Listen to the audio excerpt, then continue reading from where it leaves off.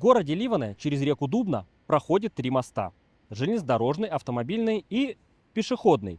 Именно его самоуправление отремонтирует. Обещает сделать в этом году. Местные жители согласны. Ремонт не помешал бы. Es katru dienu eju pa šo tiltu uz dārziņu, un bērns reāli pat nevar skrējritini pabraukt, jo ir ceļš vienkārši pa... Es domāju, ka jā, tā būtu laba lieta Līvānos. Šodien, piemēram, pa šo pusi vispār nevarēja paiet, jo bija ceļš līdz ceļiem sniegs. Un šitā pusē arī visa slidena un neviens neko nedarīja, nekaisīja neko. Tieši te es dzīvoju, un man tieši pa zaļo ielu jāiet uz dārziņu katru dienu. Ну, если бы все до ума довести, все это вычистить. А это никто это будет делать. Откуда деньги? Как сделали вот эти боковые. Все, а середину только, подделали, когда было эти трудные времена, было все разодрано, разорвано. Если бы все это вычистить как надо, было бы, в приличный привести. Mēs te vispār maz staigājam, bet, ja jau vajag, varbūt, ka varētu jau sen viņš uzcelts ir. Ir vajadzīgs, tāpēc, ka bija projekts jau iesākts, bet, cik es dzirdēju, pagaidām nekas netiek darīts.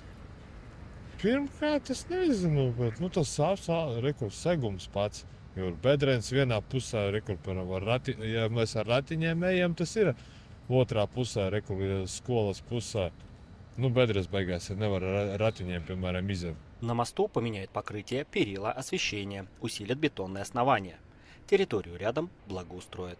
Kopējās projekta izmaksas ņemot būvniecību un būvzaraudzību veido 735 000, no tiem aptuveni 400 000 tad Eiropas līdzfinansējums un atlikusī pašvaldības daļa ir plānots to sektora aizņēmumu. Председатель Ливанской краевой думы Давид Рубенс отмечает, по условиям договора отремонтировать нужно до конца года. Kas ir svarīgi šeit, tātad iet inženieru komunikācijas cauri arī pa šo tiltu, tā skaitā siltums. Tas ir viens būtiskais aspekts. Otrs, protams, ir tas, ka tas ir viens no iedzīvotāju tādiem pārvietošanās maršrutiem, arī ņemot vērā, ka otrā krastā atrodas Līvāna pirmā vidusskola un saīsina maršrutu bērniem, kas tad dodas uz šo skolu. Un, protams, ka arī tāda tiltu saglabāšana vai renovēšana vai rekonstrukcija ir arī tāda savā ziņā civilās aizsardzības arī jautājums īstenībā. Если говорить о сроках точнее, то начнут ремонтировать в мае, закончат в сентябре.